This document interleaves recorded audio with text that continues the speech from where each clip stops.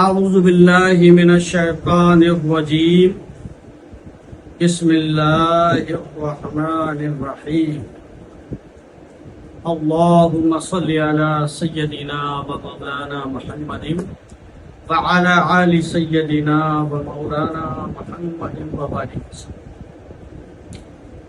انما یرید اللہ لیذہب عنکم الرجس اہل البیت ویطہرکم تطہیرا، یعنی اللہ تعالیٰ قرآن میں فرماتا ہے کہ ہم نے اہل بیت کو پورے حق کے ساتھ طیب اور طاہر کر دیا ہے۔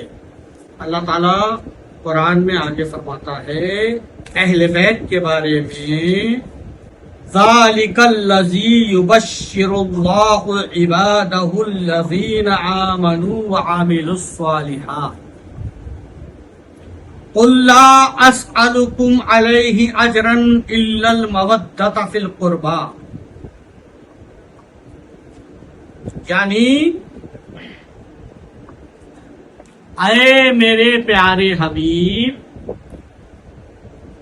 اجر مانگیے، فیس مانگیے کہ آپ نے لوگوں کو پاک کیا ہے، علم اور حکمت سکھائی ہے، میرا راز بتایا ہے، اسلام، ایمان اور احسان بتایا ہے، لوگوں کو اسلام، ایمان اور احسان دیا ہے، اس کی فیس مانگی۔ یا اللہ کیا فیس مانگیے اپنی اہل بیت کی مودت، یعنی محبت کیا ہے؟ محبت جو نسبت مینڈک کو پانی سے ہے وہ تو ہے محبت، اور جو نسبت مچھلی کو پانی سے ہے وہ ہے مودت، یعنی اہل بیت کی محبت کے بغیر آدمی بے جان ہو جائے۔ دوستو، ان پر میلی چیز حرام ہے کیونکہ اللہ نے انہیں پاک کر دیا، اس لیے زکوٰۃ حرام ہے، اور ان کی مودت واجب کر دی گئی تمام انسانوں پر۔ دوستو، کربلا کے بعد دو ہی فرقے بچے تھے، یزیدی اور حسینی، دو ہی فرقے بچے تھے، یزیدی اور حسینی۔ دوستو، جب سے یہی دو فرقے چلے آ رہے ہیں،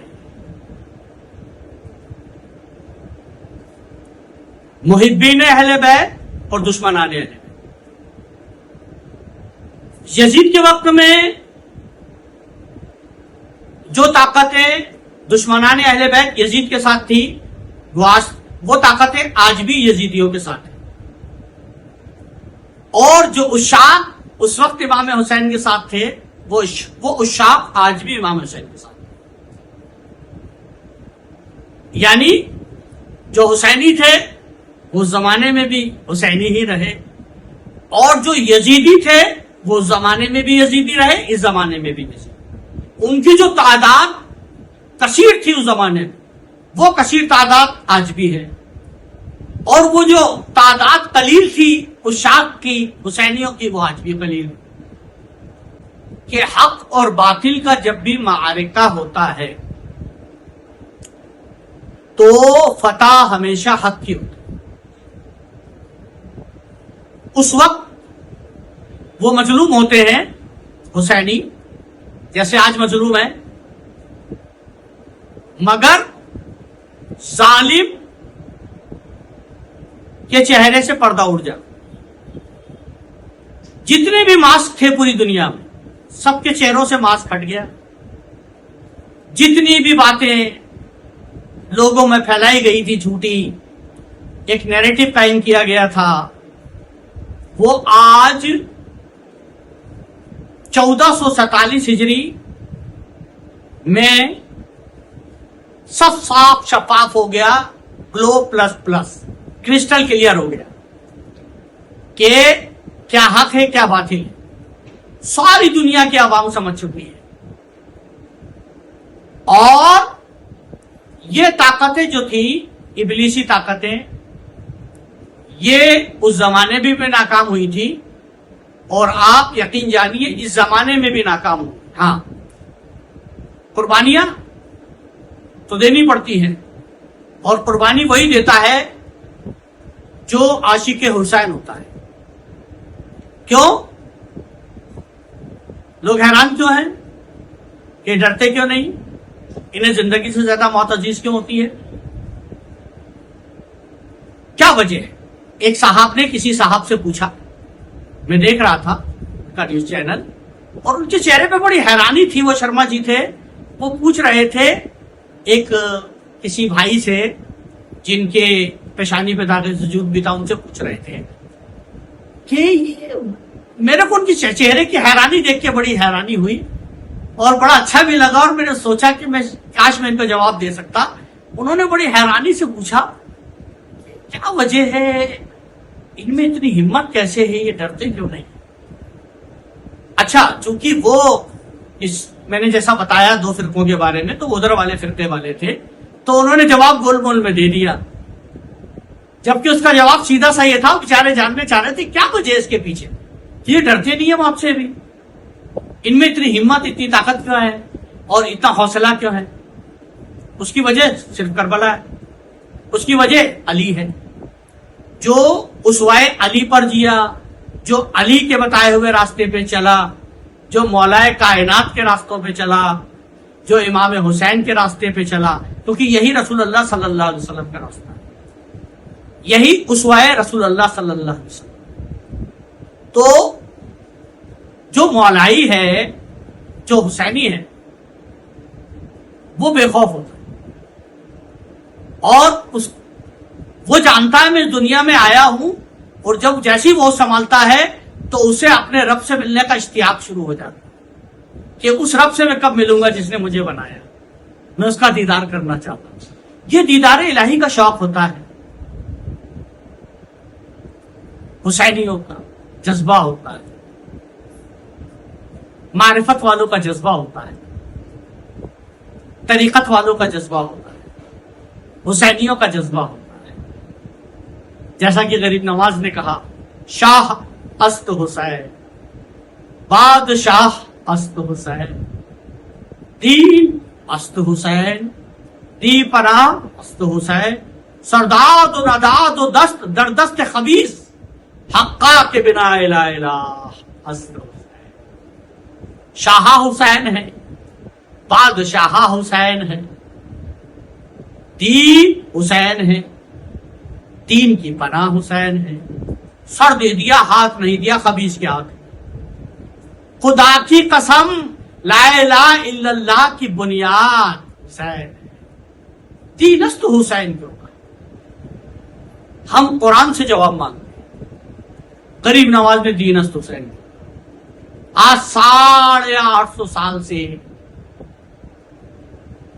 بہت باتیں ہو رہی ہیں مگر جواب کوئی نہیں دے رہا. دینست حسین کیوں کہا غریب نواز نے؟ چلیے قرآن سے پوچھتے ہیں. چلتے ہیں سورہ صافات کی طرف، چلتے ہیں سورہ صافات کی آیت نمبر 107 کی طرف. وَفَدَيْنَاهُ بِذِبْحٍ عَظِيمٍ، میں نے اس قربانی کو، اس ذبیحے کو ایک عظیم ذبیحے سے بدل دیا، اور اس کے فدیے میں اسماعیل کی جان بخش دی. اب لوگ کہتے ہیں اسماعیل علیہ السلام اگر ذبح ہو جاتے تو ہمیں اپنے بیٹے دینے پڑتے. کیسے دینے پڑتے؟ جب اسماعیل علیہ السلام ذبح ہو جاتے تو محمد رسول اللہ صلی اللہ علیہ وسلم دنیا میں کیسے آتے؟ کیونکہ بنی اسرائیل میں تو حضرت اسحاق سے ہزاروں نبی آ گئے، لیکن حضرت اسماعیل سے تو ایک ہی نبی آئے، ہمارے آقا و مولا احمد مصطفیٰ حضرت محمد مصطفیٰ صلی اللہ علیہ وآلہ وسلم. پھر کہاں سے قربانیاں ہوتی؟ اس لیے حضور نے کہا ان حسین منی وانا من الحسین، حسین مجھ سے ہیں اور میری ذات پاک حسین سے. اگر وہ قربانی اپنے سر نہ لے لیتے حسین جو حضرت اسماعیل علیہ السلام کے ذبیحے والی، وہ عظیم ذبیحہ اگر حسین نہ ہوتا تو آج آپ کے درمیان یہ دین اسلام نہ ہوتا۔ یہ سب کچھ جو نظر آ رہا ہے کچھ نہ ہو دوستو، اسی لیے غریب نواز نے کہا ہے دین است حسین، اس کی یہی سب سے اچھی اور صحیح تشریح۔ میزان عمل پر لائیے دونوں جہان کے سجدے، علامہ اقبال، میزان عمل پر لائیے دونوں جہان کے سجدے۔ ایک سجدہ ہم نے کربلا سے چھوڑ دیا، علامہ اقبال نے کہا اسلام کے دامن میں بس اس کے سوا کیا ہے؟ ایک ضرب ید اللہ، ایک سجدہ شکر۔ حضرت مولانا علی جوہر، اگر میں غلطی نہیں کر رہا، آپ فرماتے ہیں کہ قتل حسین اصل میں مرگ یزید ہے اور اسلام زندہ ہوتا ہے ہر کربلا۔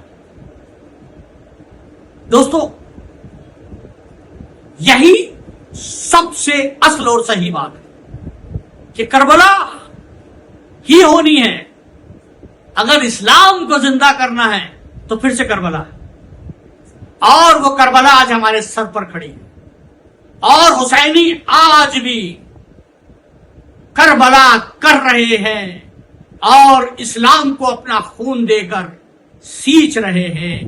آج بھی اولاد حسین اپنا خون بہا کر اسلام کو زندہ کر رہی ہے، اور آج بھی یزیدی آج بھی حسینیوں کا خون بہا رہے ہیں۔ مگر اس وقت بھی ہار یزید کی ہوئی تھی، جیت حسین کی ہوئی تھی۔ آج بھی یزیدیت ہارے گی، حسینیت جیتے گی انشاءاللہ۔ والسلام۔